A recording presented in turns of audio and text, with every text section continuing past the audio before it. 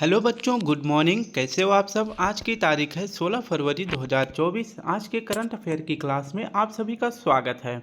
यह current affair question Kumar Gaurav sir के current affair से लिया गया है। इस करंट अफेयर क्वेश्चन में आप सभी को पहले नंबर पर आप सभी को करंट अफेयर यानी सीए मिलेगा और साथ में इस करंट अफेयर क्वेश्चन की व्याख्या भी मिलने वाली है और साथ में आप सभी को लल्लन टॉप प्रश्न भी देखने को मिलेगा। यानी कि अगर आप लल्लन टॉप प्रश्न को देखोगे तो आप सभी को 60 से 70 क्वेश्चन लल्लन टॉप प्रश्न में देखने को मिल जाएगा और आपका करंट अफेयर क्वेश्चन रहता है 10। ठीक है, तो 10 क्वेश्चन, उसके साथ इस 10 क्वेश्चन की व्याख्या और साथ में आप सभी को लल्लन टॉप प्रश्न भी देखने को मिल जाएगा। तो इतने सारे कंटेंट कुमार गौरव सर भी अपने क्वेश्चन में ऐड कर रखते हैं और यह क्लास उन्हीं से लिया गया है। तो चलिए सॉल्व करते हैं आज के अपने 16 फरवरी के करंट अफेयर क्वेश्चन को। पहला प्रश्न है हमारा, हाल ही में वैश्विक जैव विविधता फ्रेमवर्क कोष की पहली बैठक कहाँ पर हुई है। तो इसका सही जवाब हो जाएगा वैश्विक जैव विविधता फ्रेमवर्क कोष की पहली बैठक और पहली बार वाशिंगटन डीसी में हो रही है। अब इसकी पूरी व्याख्या देख लेते हैं। तो वैश्विक जैव विविधता फ्रेमवर्क कोष की पहली बैठक कहाँ पर हो रही है, तो वाशिंगटन में हो रही है। वाशिंगटन जो है किसकी राजधानी है, तो यह यूएसए की राजधानी है, ये आपको याद रखना है। वैश्विक जैव विविधता फ्रेमवर्क कोष की बैठक क्यों हो रही है, क्योंकि वैश्विक जैव विविधता फ्रेमवर्क इसके कार्यों की क्रियान्वयन के लिए इसकी बैठक हो रही है। यानी कि वैश्विक जैव विविधता फ्रेमवर्क कोष की बैठक हो रही है कहाँ पर, वाशिंगटन डीसी में। अगर बात करें वैश्विक जैव विविधता फ्रेमवर्क, इसकी स्थापना कहाँ पर की गई थी, तो इसकी स्थापना की गई थी COP 15 में। COP 15 यह किस से संबंधित है, तो COP 15 संबंधित है जैव विविधता से। और COP 15 का आयोजन कहाँ पे किया गया था, तो मॉन्ट्रियल में किया गया था। मॉन्ट्रियल ये कहाँ पर है, तो यह कनाडा का एक शहर है। तो कनाडा के एक शहर में बैठक हुआ था COP 15 का, जो कि किससे संबंधित था, तो जैव विविधता से संबंधित था। अभी हम COP का फुल फॉर्म भी पढ़ेंगे। ठीक है, अगर बात करें कि जो ये जैव विविधता फ्रेमवर्क कोष की बैठक हो रही है, इसका लक्ष्य क्या है, तो इसका लक्ष्य है 2030 तक पृथ्वी के 30% भूभाग को सुरक्षित रखना। ठीक है, तो ये आपका महत्वपूर्ण पॉइंट बन जाता है, तो ये आपको याद रखेंगे। ठीक है, अब देख लेते हैं वाशिंगटन से प्रश्न बना है, तो वाशिंगटन से सारी महत्वपूर्ण जानकारी कलेक्ट कर लेते हैं। तो वाशिंगटन डीसी, यहाँ पे जो है G20 की पहली बैठक हुई थी। G20 की पहली बैठक कहाँ पर हुई थी, तो वाशिंगटन में हुई थी। और कब हुई थी, तो 2008 में हुई थी। वाशिंगटन में ही विश्व बैंक और IMF का हेडक्वार्टर है, ये भी आपको याद रखना है। अगर बात करें वाशिंगटन जो है किस नदी के किनारे है, तो यह पोटामैक नदी के किनारे है। कॉप फर्स्ट यह कब, इसकी बैठक कब हुई थी, तो COP फर्स्ट की बैठक हुई थी 1995 में। और इसकी पहली बैठक कहाँ पे हुई थी, तो बर्लिन में हुई थी, जो कि जर्मनी का शहर है, ये आपको याद रखना है। अब हम COP का फुल फॉर्म देख लेते हैं। तो COP का फुल फॉर्म होता है कॉन्फ्रेंस ऑफ पार्टीज। ठीक है, क्या होता है, कॉन्फ्रेंस ऑफ पार्टीज, यह इसकी फुल फॉर्म होती है। अगर COP में सम्मिलित सदस्य किस संगठन के होते हैं, तो वह संगठन का नाम है UNFCCC। ठीक है, UNFCCC। इस संगठन में यानी UNFCCC में जो भी देश के सदस्य शामिल होते हैं, इन्हीं देश के सदस्यों की जो बैठक होती है उसी को COP बोलते हैं। ठीक है, तो UNFCCC की स्थापना अगर पूछे तो कब हुई थी, तो इसकी स्थापना हुई थी 1994 में। इसके नेक्स्ट ईयर यानी 1995 में ही इसके जो सदस्य देश थे उसकी बैठक जब हुई थी, COP फर्स्ट जब कहाँ पर हुई थी, तो इसकी बैठक हुई थी 1995 में बर्लिन में। ठीक है, अब COP अगर पूछे कि किस COP की बैठक भारत में हुई थी, तो COP 8 की बैठक भारत में हुई थी और कहाँ पर, न्यू दिल्ली में हुई थी। इसके बाद 2023 में COP 27 का आयोजन कहाँ पे किया गया था, तो शर्म अल शेख जगह पे किया गया था। यह जगह किस शहर का है, मतलब किस देश का है, तो यह मिस्र का है। इसके बाद COP 28 यानी कि 2024 में COP 28 का आयोजन कहाँ पे किया गया है, तो UAE में किया गया है। और COP 29 2025 में इसका आयोजन कहाँ पे किया जाएगा, तो बाकू अजरबैजान में किया जाएगा। G20 2023 इसका बैठक कहाँ पे हुआ था, तो अपने भारत में हुआ था। और G20 2024 का बैठक कहाँ पे होगा, तो भारत ने मसाल किस देश को दिया है, तो ब्राज़ील को दिया है। तो G20 23 इसका बैठक भारत में हुआ था और G20 2024 का बैठक कहाँ पे होगा, तो ब्राज़ील में होगा। अगर बात करें पूरे विश्व की जैव विविधता का कितना प्रतिशत भारत में पाया जाता है, तो भारत में पूरी जैव विविधता का 8% अपने भारत में पाया जाता है। नेक्स्ट प्रश्न देख लेते हैं। प्रश्न है हमारा दूसरा, हाल ही में पीएम मोदी ने यूपीआई रुपे पे कार्ड कहाँ लॉन्च किया है? तो पीएम मोदी द्वारा यूपीआई रुपे कार्ड कहाँ पर लॉन्च किया गया है? तो इसका सही जवाब हो जाएगा यूएई में लॉन्च किया गया है। अब इसके बारे में पूरी व्याख्या देख लेते हैं। तो यूपीआई रुपे पे कार्ड लॉन्च किया गया है पीएम मोदी जी के द्वारा, और कहाँ पर? यूएई में लॉन्च किया गया है। यूएई के जो राजकुमार हैं यानी जो प्रिंस हैं वहाँ उनका क्या नाम है? तो शेख मोहम्मद अल नहयान इनका नाम है, साथ में याद रखना है। अगर बात करें यूपीआई को कब लॉन्च किया गया था और किसके द्वारा लॉन्च किया गया था, तो यूपीआई को 2016 में लॉन्च किया गया था, और किसके द्वारा? तो एनपीसीआई के द्वारा लॉन्च किया गया था, यानी national payment corporation of India के द्वारा यूपीआई को लॉन्च किया गया था। ये आपको याद रखना है। अब बात करते हैं यूएई की राजधानी का नाम क्या है? तो अबू धाबी है, और यहाँ की मुद्रा का नाम है दिरहम। तो ये आपको याद रखना ये भी, ठीक है। अब नेक्स्ट देख लेते हैं लल्लन टॉप प्रश्न में, यूपीआई स्वीकार करने वाला पहला यूरोपीय देश कौन सा है? तो यह फ्रांस है, ठीक है। तो यूपीआई को स्वीकार करने वाला पहला यूरोपीय देश फ्रांस है। नेक्स्ट है आपका, यूपीआई लागू करने वाला पड़ोसी देश कौन सा है? तो श्रीलंका और मॉरिशस है। ये आपका भारत है, यहाँ पे आपकी श्रीलंका की लोकेशन हो जाती है, और यहाँ पे आपका मॉरिशस है। हाल ही में वर्ल्ड गवर्नमेंट समिट, अभी से प्रश्न भी नेक्स्ट आएगा को, ठीक है, तो याद रखेंगे। हाल ही में वर्ल्ड गवर्नमेंट समिट कहाँ पर हुई है? तो दुबई में हुई है, जो कि यूएई का शहर है। विश्व की पहली हवाई टैक्सी कहाँ पर प्रारंभ हुई है? तो दुबई में प्रारंभ हुई है। नेक्स्ट प्रश्न देख लेते हैं। प्रश्न है तीसरा, हाल ही में अलेक्जेंडर स्टब किस देश के नए राष्ट्रपति चुने गए हैं? अलेक्जेंडर स्टब किस देश के नए राष्ट्रपति चुने गए हैं? तो हमारा सही जवाब हो जाएगा फिनलैंड के। इसके बारे में पूरी व्याख्या देख लेते हैं। तो फिनलैंड के नए राष्ट्रपति कौन बने हैं? अलेक्जेंडर स्टब बने हैं, जो कि 13वें राष्ट्रपति बने हैं। अगर फिनलैंड की राजधानी की बात करें तो यहाँ की राजधानी है हेलसिंकी। फिनलैंड को ही झीलों का देश भी कहते हैं। अब नेक्स्ट ऑप्शन में दिया गया था हंगरी। तो हंगरी की राजधानी का नाम है बुडापेस्ट, और हंगरी में जो घास के मैदान पाए जाते हैं उसे पुस्ताज कहते हैं। यहीं पर जो है हंगरी में ही विश्व एथलेटिक्स चैंपियनशिप का आयोजन किया गया था। इसमें जो है नीरज चोपड़ा ने गोल्ड मेडल जीता था। नीरज चोपड़ा का खेल कौन सा है? तो इनका खेल है भाला फेंक, ठीक है। तो इनका खेल कौन सा है? तो इनका खेल है भाला फेंक। इसमें इन्होंने गोल्ड मेडल जीता था। अब बात करते हैं, ऑप्शन में था नॉर्वे। नॉर्वे की राजधानी का नाम है ओस्लो। ऑप्शन में अर्जेंटीना भी था, तो अर्जेंटीना की राजधानी का नाम है ब्यूनस आयर्स। अब कुछ देशों के महत्वपूर्ण राष्ट्रपति या फिर प्रधानमंत्री को देख लेते हैं। न्यूजीलैंड के पीएम कौन बने हैं? तो क्रिस्टोफर लक्सन बने हैं। मालदीव के राष्ट्रपति, अभी इनका हाल ही में मोई मोई हो गया है, तो राष्ट्रपति मोइजू कहाँ के राष्ट्रपति बने हैं? तो ये मालदीव के राष्ट्रपति हैं। बांग्लादेश की पीएम कौन है? शेख हसीना है, और ये जो है 5वीं बार बांग्लादेश की पीएम बनी है। इटली की पीएम कौन है? जॉर्जियो मेलानी है।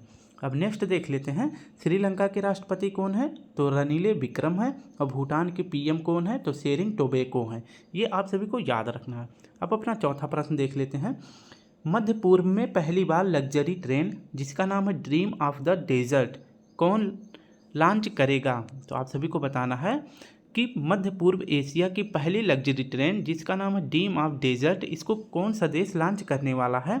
तो इसका सही जवाब हो जाएगा ऑप्शन डी, ठीक है, यानी सऊदी अरब में ड्रीम ऑफ डेजर्ट लॉन्च किया जाएगा। इसके बारे में पूरी व्याख्या देख लेते हैं। तो ड्रीम ऑफ डेजर्ट, इसे जो है रेगिस्तान की लग्जरी ट्रेन भी कहते हैं। अभी इसे मध्य पूर्व एशिया की पहली, 3 गलत है, ठीक है, पहली बार लॉन्च किया जा रहा है। कहाँ पर? रियाद में, जो कि सऊदी अरब का शहर है। अगर बात करें इस ट्रेन की स्पीड कितनी है, तो 800 मील यात्रा ये पूरी करने वाली है। 800 मील यात्रा कौन सी ट्रेन? जिसका नाम है ड्रीम ऑफ डेजर्ट, यह पूरी यात्रा को तय करने वाली है। और 1 मील में जो है 1.6 किलोमीटर होता है। तो आप जो है 1.6 इंटू 800 इससे जो है गुणा कर देंगे, तो आप सभी को पूरा किलोमीटर में आंसर मिल जाएगा, ठीक है। तो ड्रीम ऑफ डेजर्ट कहाँ पर लॉन्च हुई है, कहाँ पर शुरू किया गया है? तो सऊदी अरब में, ये आपको याद रखना है। अब बात करते हैं कि सऊदी अरब की राजधानी का क्या नाम है, तो रियाद इसकी राजधानी का नाम है। और सऊदी अरब की मुद्रा का क्या नाम है, तो रियाल है। रियाद और रियाल दोनों को ध्यानपूर्वक देखेंगे। अब देख लेते हैं सऊदी अरब में दो मरुस्थल हैं, दो जो कि बहुत ही महत्वपूर्ण है। एक तो है अल नैफूद, दूसरा है रब अल खाली।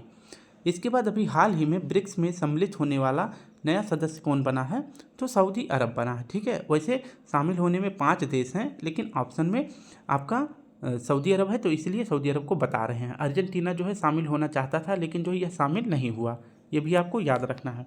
अब ऑप्शन में है ओमान की राजधानी का क्या नाम है, मस्कट है। ओमान में भारत के द्वारा एक बंदरगाह बनाया गया है जिसका नाम है दुक्कम पोर्ट। दुक्कम पोर्ट कहाँ पर बना है, ओमान में। किसने बनाया है, तो भारत ने बनाया है। नेक्स्ट देख लेते हैं, ईरान की राजधानी का नाम है तेहरान। ईरान की राजधानी का क्या नाम है, तेहरान है। और ईरान में ही भारत ने कौन सा बंदरगाह बनाया है, तो चाबहार बंदरगाह बनाया है। एससीओ का 9वां नवीनतम देश कौन सा बना है, तो यह ईरान बना है। ठीक है, तो एससीओ का 9वां सदस्य देश जो कि नवीनतम देश है, कौन सा है, तो ईरान है। ललन टॉप प्रश्न में है, नमो भारत क्या है, तो यह RRTS यानी रीजनल रैपिड ट्रांजिट सिस्टम, यह भारत की पहली ट्रेन है जो कि कहाँ से कहाँ तक यात्रा करेगी, तो दिल्ली से मेरठ तक, यानी दिल्ली गाजियाबाद मेरठ शहर जो है इस ट्रेन से जुड़ने वाले हैं। भारत की पहली ट्रेन कब चली थी, तो 1853 में चली थी। कहाँ से कहाँ तक, तो मुंबई से ठाणे के बीच में। कितना किलोमीटर, तो मात्र 16 किलोमीटर। और किस वायसराय के समय में, तो डलहौजी के शासनकाल में चली थी। नेक्स्ट है, रेल बजट का आम बजट में विलय कब किया गया, यानी कि किसके शासनकाल में किया गया था, तो रेल बजट का आम बजट में विलय किस आयोग की सिफारिश पर किया गया था, तो विवेक देवराय समिति की सिफारिश पर रेल बजट का आम बजट में विलय किया गया था। अगर बात करें अलग कब किया गया था, तो रेल बजट को आम बजट से अलग किया गया था 1 वर्ष आयोग की सिफारिश पर। नेक्स्ट देख लेते हैं, हाल ही में सुप्रीम कोर्ट ने चुनावी बॉन्ड को किस अनुच्छेद के तहत असंवैधानिक घोषित किया है, तो सुप्रीम कोर्ट ने चुनावी बॉन्ड योजना को किस अनुच्छेद के तहत असंवैधानिक घोषित किया है, तो हमारा ऑप्शन सही हो जाएगा ऑप्शन सी, अनुच्छेद 19A के तहत। ठीक है, इसकी पूरी व्याख्या देख लेते हैं। तो चुनावी बॉन्ड जो है इसे सुप्रीम कोर्ट ने असंवैधानिक करार दिया है। सुप्रीम कोर्ट के फैसले के अनुसार, यानी जो सुप्रीम कोर्ट के मुख्य न्यायाधीश हैं जस्टिस DY चंद्रचूड़ साहब ने चुनावी बॉन्ड को क्या करार दिया है, असंवैधानिक करार दिया है। चुनावी बॉन्ड का मतलब होता है कि जैसे कोई पार्टी है, कोई बड़ी पार्टी है, छोटी पार्टियों को या फिर किसी पार्टी को अपने में सम्मिलित करने के लिए उसको पैसे देती है। ठीक है, तो पैसे दे सकती है या फिर किसी चीज़ की लालच दे के उस पार्टी को अपने में सम्मिलित करने के लिए जो भी, जैसे पैसे दे या फिर कोई प्रस्ताव उनके पास रख दे, तो इस प्रकार के जो भी मुद्दे अगली पार्टी को दिए जाते हैं उसे ही चुनावी बॉन्ड कहा जाता है। और ऐसा जो पार्टी करता है वो मतलब छिप छिपा के करता है, किसी को पता ना चले, नहीं तो ये जो है बात फैल जाएगी।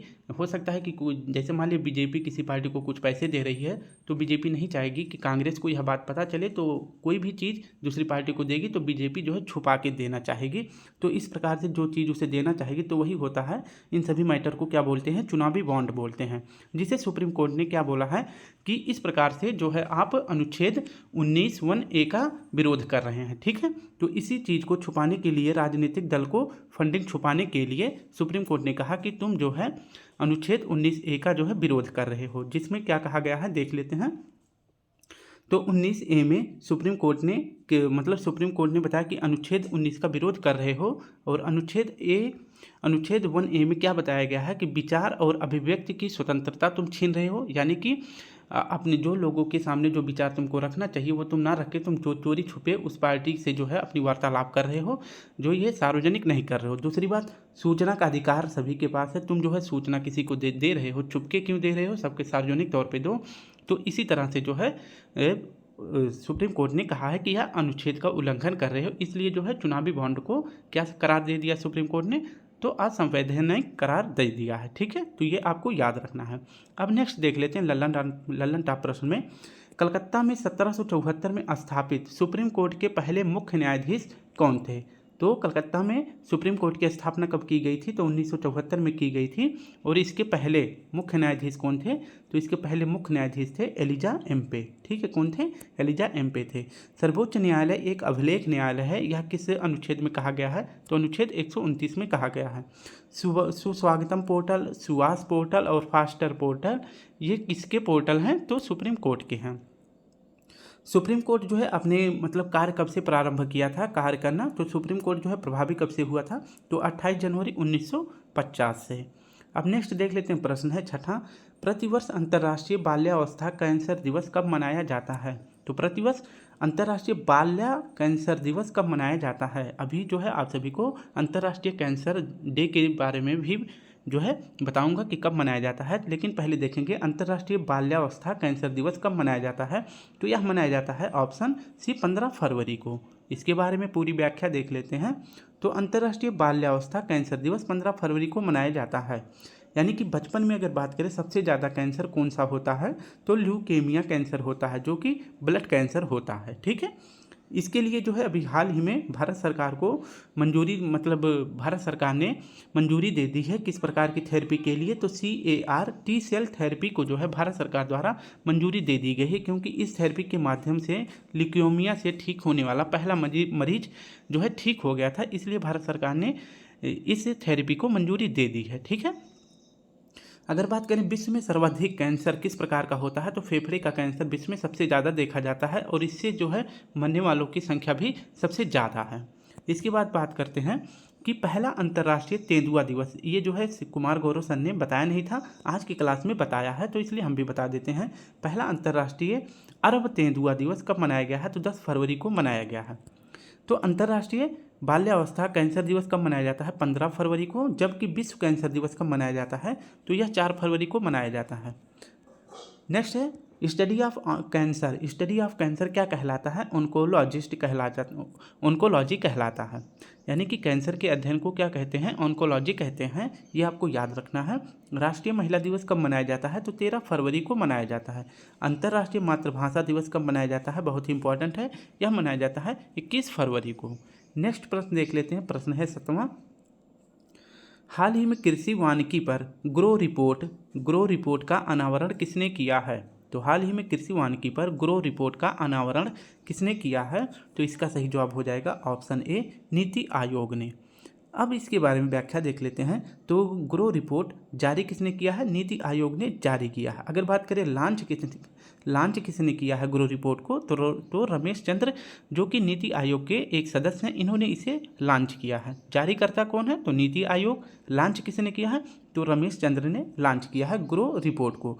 अब देख लेते हैं ग्रो रिपोर्ट का फुल फॉर्म क्या होता है। तो greening and restoration of wasteland with agro forest, यानी इसका हिंदी में अनुवाद देखें तो कृषि वानिकी द्वारा बंजर भूमि को हरा भरा करना। यह इसकी जो है क्या बोलते हैं, यह इसकी जो है फुल फॉर्म होती है हिंदी में। ठीक है, अभी जो है भारत के जो है 8.65% बंजर भूमि पर कृषि वानिकी करना इसका लक्ष्य निर्धारित किया गया है। तो ग्रो रिपोर्ट के माध्यम से भारत के 8.65% बंजर भूमि पर कृषि वानिकी करना जारी किया गया है। तो आपको याद रखना है ग्रो रिपोर्ट किसने जारी किया है? तो नीति आयोग ने जारी किया है। अब बात करते हैं कि नीति आयोग की स्थापना कब हुई थी। तो नीति आयोग की स्थापना हुई थी 1 जनवरी 1915 को हुई थी। और नीति आयोग के अध्यक्ष कौन होते हैं? तो वर्तमान जो PM रहेंगे वही नीति आयोग के अध्यक्ष होंगे। इसके वर्तमान जो है उपाध्यक्ष कौन है? तो सुमन बेरी जी हैं। अगर बात करें CEO कौन है? तो BVR सुब्रमण्यम नीति आयोग के वर्तमान CEO हैं। अगर पहले उपाध्यक्ष की बात करें तो अरविंद पनघड़िया जी हैं। इसके बाद अगर बात करते हैं तो पहले CEO कौन थे नीति आयोग के? तो खुल्लर साहब थे, इसको भी याद रखेंगे। अभी हाल ही में जो है कृषक रक्षा पोर्टल जो है किस योजना के तहत लॉन्च किया गया है? तो PM फसल योजना के तहत कृषक रक्षक पोर्टल भी लॉन्च किया गया है और साथ में सारथी पोर्टल भी लॉन्च किया गया था। तो कृषक रक्षक पोर्टल का मतलब है बारिश, ओला वृष्टि या फिर किसी आंधी भयंकर तूफान की वजह से अगर किसानों के खेत को क्षति पहुंचती है तो उसके लिए जो है BM फसल बीमा योजना के तहत उस किसान को उस खेत का मुआवजा दिया जाएगा। किसान का मित्र कौन होता है? तो केंचुआ होता है और केंचुआ के जो पालन होते हैं उसे वर्मी कल्चर कहते हैं। नेक्स्ट प्रश्न देख लेते हैं। 8वां प्रश्न है, हाल ही में यूएई की, मैंने अभी बताया था कि भी जो है आगे नेक्स्ट प्रश्न आने वाला है तो आप सभी याद रखेंगे। तो यूएई की वर्ल्ड गवर्नमेंट समिट 2024 में किसे 9वें गवर्नमेंट टेक पुरस्कार से सम्मानित किया गया है? तो वर्ल्ड गवर्नमेंट समिट 2024 इसका आयोजन कहाँ पे हो रहा है? तो यूएई में हो रहा है। और इसी क्रम में जो है 9वां एक पुरस्कार होता है 9वें क्रम का, जिसे कहते हैं गवर्नमेंट टेक पुरस्कार। यह किसे दिया गया है? तो 9वें क्रम का गवर्नमेंट टेक पुरस्कार दिया गया है भारत को। अब इसके बारे में व्याख्या देख लेते हैं। तो वर्ल्ड गवर्नमेंट समिट 2024 कहाँ पर इसका आयोजन किया गया है? यूएई में किया गया है।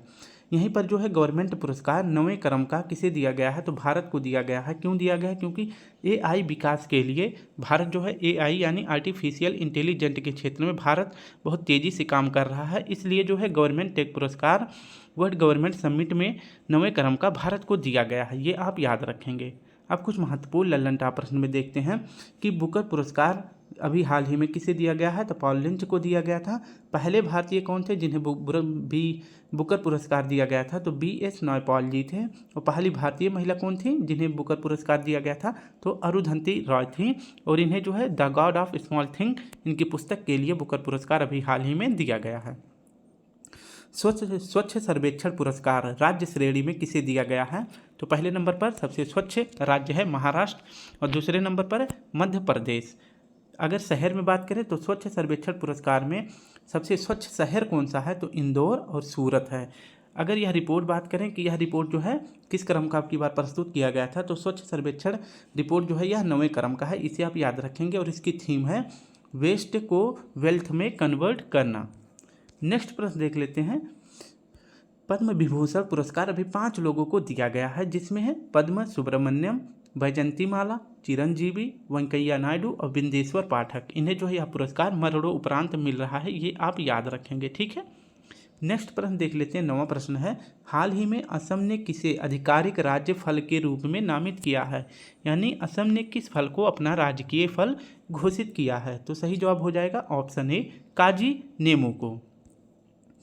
इसकी व्याख्या देख लेते हैं। तो असम अभी हाल ही में अपना राजकीय फल घोषित किया है काजी नींबू को। यह जो है एक खट्टे फल की तरह होता है और इसको देखने में भी यह नींबू की तरह लगता है।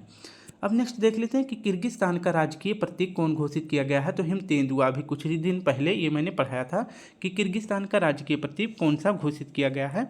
तो हिम तेंदुआ। गुजरात का राजकीय मछली कौन सी घोषित हुई है? तो घोल मछली हुई है। लद्दाख का राजकीय पशु कौन घोषित हुआ है? तो यह हिम तेंदुआ हुआ है। भारत का राष्ट्रीय फल कौन सा है? तो यह आम है। अगर बात करें कि आम का रासायनिक नाम यानी वैज्ञानिक नाम क्या है, तो मंजीफेरा इंडिका इसका जो है आम का वैज्ञानिक नाम है, यह भी आपको याद रखना है। लास्ट प्रश्न देख लेते हैं। हाल ही में केंद्रीय खेल मंत्री अनुराग सिंह ठाकुर ने 45वें शतरंज ओलंपियाड की मशाल किसे सौंपी है?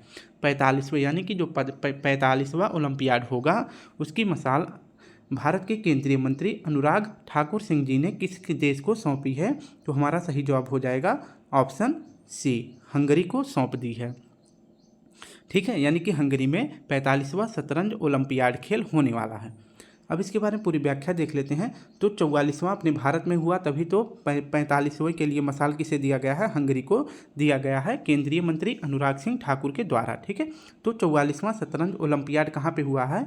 तो अपने भारत तमिलनाडु में हुआ था। शुभंकर क्या है ये आप हमको कमेंट बॉक्स में ज़रूर बताएंगे। ठीक है, एक प्रश्न का जवाब आप दे ही सकते हैं। ठीक है, इतना आप याद रखेंगे। 44वें शतरंज ओलंपियाड इसका आयोजन तमिलनाडु में किया गया है। इसका शुभंकर क्या है आप मुझे बताएंगे।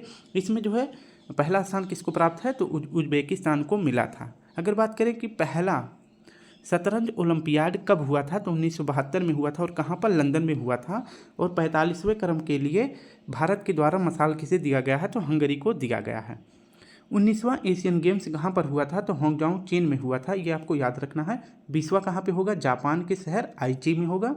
37वां राष्ट्रीय खेल कहाँ पे इसका आयोजन किया गया? गोवा में। और 38वां कहाँ पे होगा? तो यूके यानी उत्तराखंड में होगा। 33वां ओलंपिक खेल कहाँ पे होगा? तो यह पेरिस में होगा। यानी कि इस बार यानी 2024 में ओलंपिक कहाँ पे होगा, पेरिस में। और 34वें क्रम का 2028 में कहाँ पे होगा, तो लॉस एंजल्स अमेरिका में होगा। तो ये आपको याद रखना है। तो डियर स्टूडेंट, इस प्रकार से हमने अपने 10 क्वेश्चन और उसके साथ व्याख्या और साथ में लल्लन टॉप प्रश्नों को सॉल्व कर लिया है। कितने मिनट में, तो 24 मिनट के हमने अंदर ही सॉल्व कर लिया है। अगर वीडियो अच्छी लगे तो प्लीज़, और मैंने जो प्रश्न पूछा था आप सभी को कमेंट में ज़रूर बताना है कि जो है 44वें शतरंज ओलंपियाड का शुभंकर क्या है, ठीक है। तो इसका हमें आप सभी कमेंट में ज़रूर नाम बताएंगे, और मैं जो है नेक्स्ट वीडियो में आपसे जो भाई बहन बताएंगे मैं उनका नाम ज़रूर लिख के लाऊंगा और उनका भी नाम लूँगा, ठीक है। तो चलिए कल फिर मिलते हैं। आप सभी को प्यारा सा जय हिंद जय भारत।